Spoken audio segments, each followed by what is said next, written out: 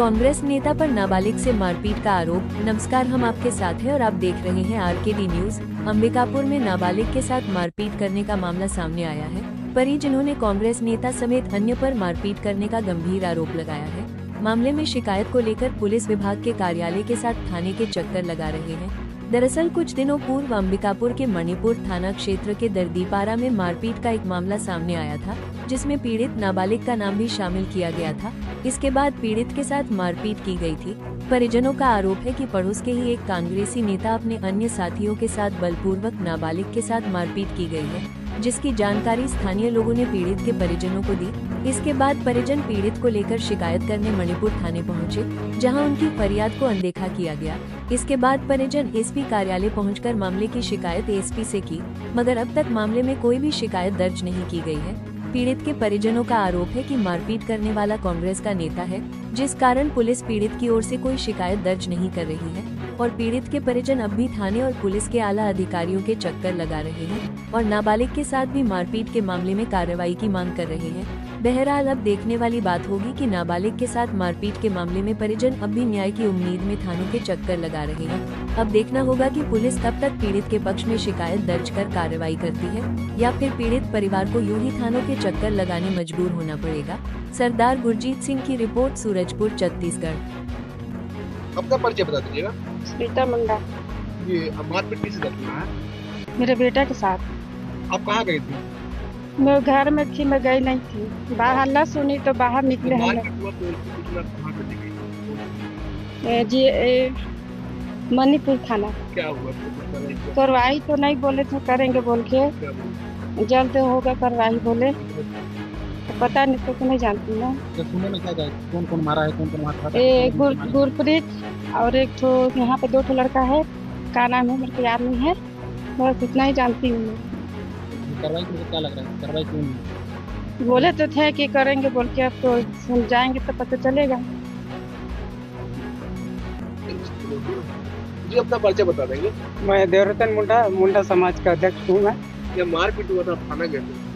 हाँ, हम लोग आवेदन बना के एसपी साहब के यहाँ दिए थे और एसपी साहब वो कार्रवाई के लिए बोले थे। उसके बाद एसपी सीएसपी का है, वो बोले कि जाके वहाँ थाना में आप FIR दर्ज करवाइए।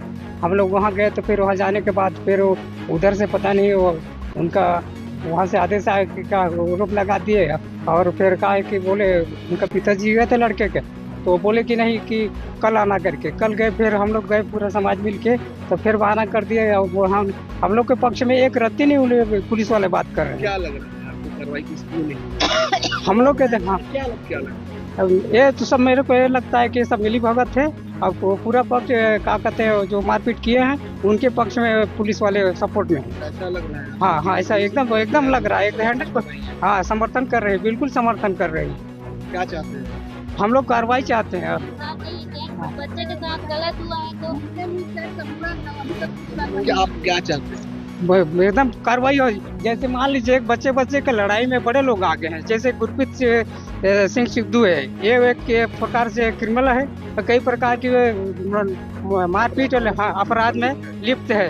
जैसे कि मान लीजिए उदयपुर विधानसभा चुनाव के समय वो मारपीट झंझट किया है, लड़ाई किया है, और क्या कहते हैं आपका जनपद अध्यक्ष चुनाव समय किया है, और क्या कहते हैं शहर के अंदर में शंकर होटल के सामने भी वो लड़ाई झगड़ा किया है। उनका कई जगह शिकायत है। देखिए छोटा बच्चा है, मान ले 14 साल 15 साल का लड़का में, वो बीच में उतना बुजुर्ग सियाना टाइप का आदमी है, बताइए। हाँ, लिप्त है वो, कई जगह में लिप्त है। उनका कई शिकायत है, उनका कई प्रकार के वीडियो बना भी है। अब बताइए छोटे बच्चे के बीच में वो आके क्या करेंगे? कार्रवाई नहीं करता है तो मैं मुंडा समाज के अध्यक्ष होने का कह के देखे। हम लोग बिरसा मुंडा वाले हैं। हमारे आज क्या कहते हैं पूरा भारतवर्ष में आज देश के प्रधानमंत्री हमको मानता है, मान सम्मान दे रहा है। आज मैं पूरा अगर शासन के द्वारा अगर कार्रवाई नहीं होता है तो मैं पूरा आदिवासी समाज को एकत्रित करूंगा और इसके लिए लड़ाई लड़ूंगा ताकि हमको इंसाफ मिले। अपना परिचय बता। मेरा नाम राधा मुखर्जी है। क्या घटना? उस दिन रात में अपना डॉगी को लेके मैं बाहर निकली थी, तो थोड़ा देरी के बाद में बहुत एकदम हल्ला होने लगा हमारे घर के एक गली पीछे छोड़ के खेतवाही में। फिर आपने किसको देखा?